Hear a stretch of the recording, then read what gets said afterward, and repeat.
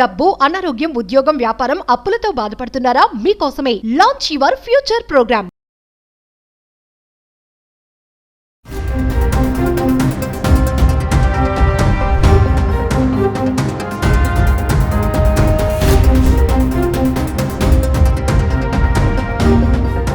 నమస్తే, welcome back to Suman TV. ప్రస్తుతం మనతో పాటు ఉన్నారు consumers affairs committee chairman Mandari Krishna Reddy గారు. నమస్తే సార్. నమస్తే అమ్మా. సార్, అహ్మదాబాద్ ప్లేన్ క్రాష్ గురించి మనం మాట్లాడుకుంటున్నాము. అది ఇంకా డెడ్ బాడీస్ ఇంకా చాలా బయటకు రావాల్సి ఉంది. ఈ లోపే మళ్ళీ ఏంటంటే అహ్మదాబాద్ టు లండన్కి మరొక ఫ్లైట్ తీసుకొచ్చారు. అంటే వేరే ఆ ప్లేస్లోనే AI-159 అనేది. అది అసలు ఇంకా గాల్లోకి ఎగరక ముందే సాంకేతిక సమస్యలు వచ్చాయని చెప్పేసి అంటున్నారు. మరి అందులో ఉన్న ప్రయాణికులు కొంచెం భయపడ్డారు, ఎందుకంటే ఇన్సిడెంట్ జరిగింది కాబట్టి. సో ఒకసారి దాని గురించి మాట్లాడుకుంటే సార్. ఇటీవలే మనకు జూన్ 12 రోజున భయానకమైనటువంటి ఒక సంఘటన జరిగింది. అది బోయింగ్ విమానం 242 మంది ప్రయాణికులు, దాంతోపాటుగా అక్కడ మెడికల్ కాలేజ్ స్టూడెంట్స్, విద్యార్థులు, సిబ్బంది, ఇంకా దాని లెక్క కూడా పూర్తిగా తెలియలేదు. ఎంతమంది చనిపోయారనే లెక్క ఈ రోజు వరకు రాలేదు. దాన్ని మరి ఇన్నిసార్లు ప్రయత్నం చేశారు, ఇంత చోటు చేశారు. దీంతో పాటుగా ఇంకా మిస్సింగ్ అయిన వాళ్ళు కొంతమంది కంప్లైంట్ కూడా ఇస్తున్నారు.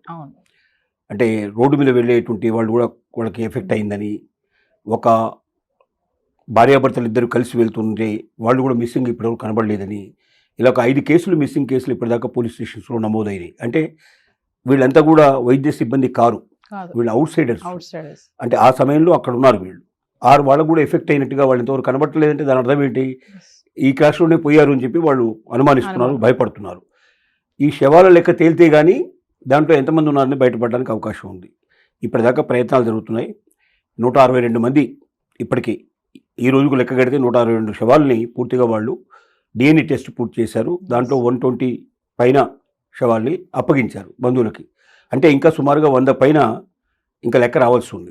100కు పైగా లెక్క రావాల్సి ఉంది. అవన్నీ పూర్తి చేయడానికి ఎప్పుడవుతున్నాయి? 600 మంది సిబ్బంది అహోరాత్రులు కష్టపడుతున్నారు. DNA టెస్ట్ చేయడంలో అనేక రకాల ఇబ్బందులు ఎదుర్కొన్నారు. ఒక పక్కన ఇది జరుగుతుండగానే భయానకంగా రెండో పక్కన లండన్, అంటే ఢిల్లీ నుంచి అహ్మదాబాద్ టు ఢిల్లీ ఏదైతే లండన్ ట్రిప్ ఉందో ఆ ట్రిప్కు సంబంధించినటువంటి ఫ్లైటు మన యాక్సిడెంట్ జరిగింది కాబట్టి దాని ప్లేస్లో కొత్తది మరి ఇంకొక బోయింగ్ విమానాన్ని తీసుకొచ్చారు. దురదృష్టవశాత్తు ఈ రోజున దాని పరిస్థితి ఏంటంటే సరిగ్గా బయలుదేరే సమయానికి సాంకేతికమైన సమస్యలు వచ్చాయి. గంటల కొద్దీ దాన్ని నిలబెట్టాల్సిన పరిస్థితి ఏర్పడింది. ప్రయాణికులకు భయం పట్టుకుంది.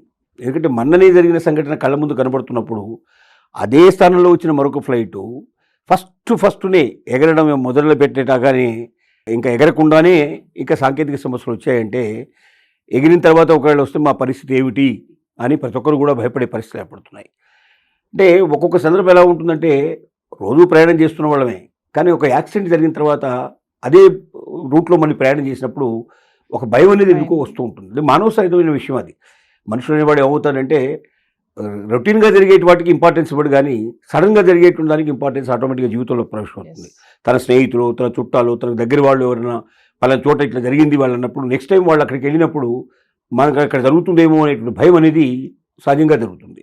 ఇప్పుడు ఇలా కూడా ఈ రకంగా కూడా కూర్చున్న వాళ్ళందరూ ఆ రకమైన ఎఫెక్ట్ అయ్యి వారికి పరిస్థితులు ఏర్పడ్డాయి. ఇది కాకుండా ఇంకా చాలా ఈ మధ్యకాలంలో ఈ వారం రోజుల్లోనే ప్రమాదాలు చాలా సంభవిస్తున్నాయి. టెక్నికల్ ప్రాబ్లమ్స్ చాలా వాటిల్లో వచ్చాయి. ముఖ్యంగా బోయింగ్ విమానాలు అన్నీ టెస్ట్ చేయడం జరుగుతుంది. చాలా విమానాలు రద్దు చేశారు. ఇప్పుడు చాలా చోట్లకు పోవాల్సినటువంటి విమానాలు, బోయింగ్ విమానాలు రద్దయినాయి. ఇది ఎందుకు ఇలా జరుగుతుంది అనేది ఒక పెద్ద ప్రశ్నార్థకమైంది. అంటే గతంలో కన్నా ఇప్పుడు ఏమిటంటే టెక్నికల్ ప్రాబ్లమ్స్ మీద బాగా శ్రద్ధ పెడుతున్నారు. ఆ టెక్నికల్ ప్రాబ్లమ్స్ అన్నీ క్లారిటీ ఇచ్చిన తర్వాత తప్ప, పూర్తి అయిన తర్వాత తప్ప విమానం ఎగరడానికి వీలు లేదనేది ఇప్పుడు ఒక కమిటీని వేశారు. ఆ కమిటీ దీని మీద శ్రద్ధ పడుతుంది. ఆ కమిటీ అన్ని బోయింగ్ విమానాలని తనిఖీ చేస్తున్నారు. వాళ్ళకి అనుమానం వచ్చిన వాటన్నిటిని నిలుపుదల చేసేస్తున్నారు. అందువల్ల దాదాపు నెంబర్ ఆఫ్ ఫ్లైట్స్ క్యాన్సిల్ అయిపోయినాయి. దాని ప్లేస్లో కొత్తది వేయడానికి కూడా లేవు, ఎందుకంటే అన్ని బోయింగ్ విమానాలు ఉన్నాయి. దానికి సంబంధించింది బోయింగ్ విమానాల్లో ఏదో ప్రత్యేకమైన ప్రాబ్లం వస్తుంది.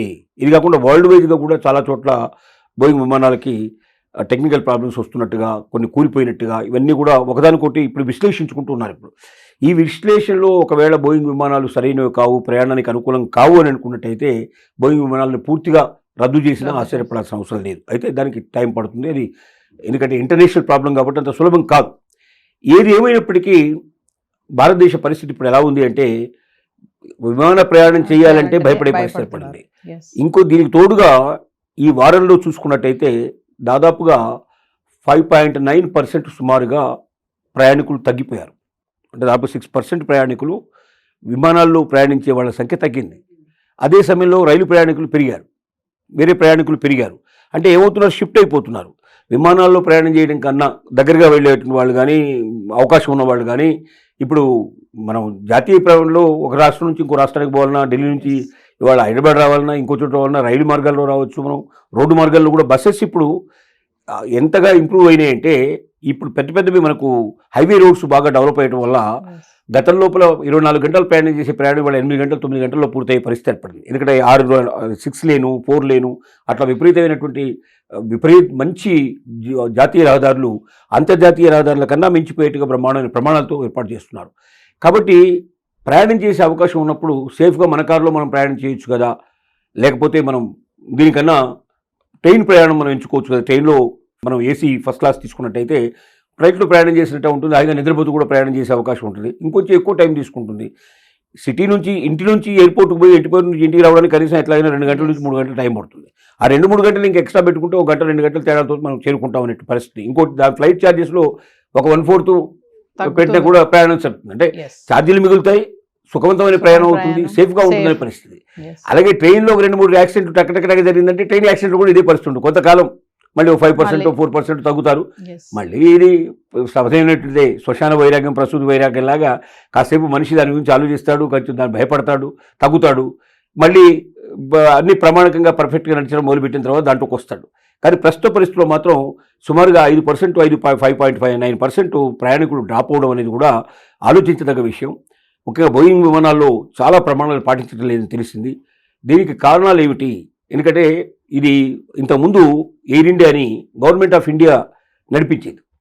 ఎయిర్ ఇండియాకి సంబంధించింది, ఇండియన్ ఎయిర్లైన్స్ సంబంధించినటువంటి విమానాలని కూడా ప్రభుత్వ ఆధ్వర్యంలో నడిచాయి. ప్రభుత్వ ఆధ్వర్యం అనేసరికి ఏమవుతుందంటే ప్రైవేట్లో ఉన్నంత స్ట్రిక్ట్గా గవర్నమెంట్లో ఉండవు. నాది గవర్నమెంటు, నేనే గవర్నమెంటు, నేను ఎందుకు చేయాలి పని?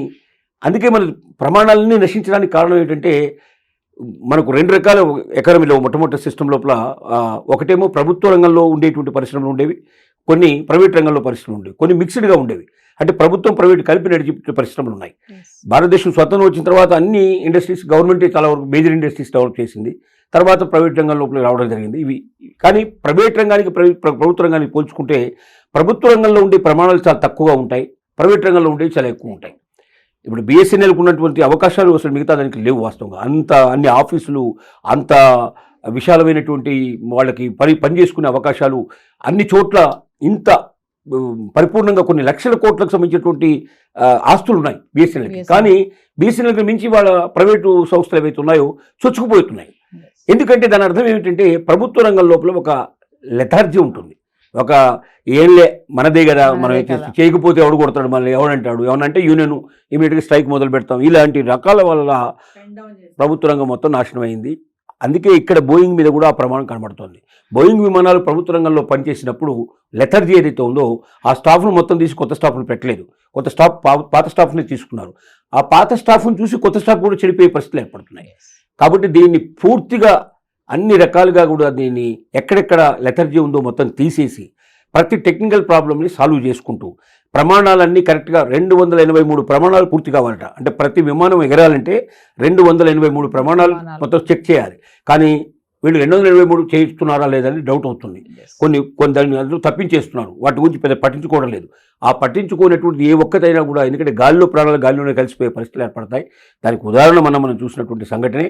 కాబట్టి ముఖ్యంగా భూమి మీద ప్రయాణం చేసే దానికి కనీసం ఎక్కువ మంది బతికే అవకాశాలు ఉంటాయి. కానీ మనకు ఆకాశంలో ప్రయాణం చేసే దాంట్లో అసలు మొత్తం బ్రతకడానికి ఛాన్సెస్ తక్కువ ఉంటాయి.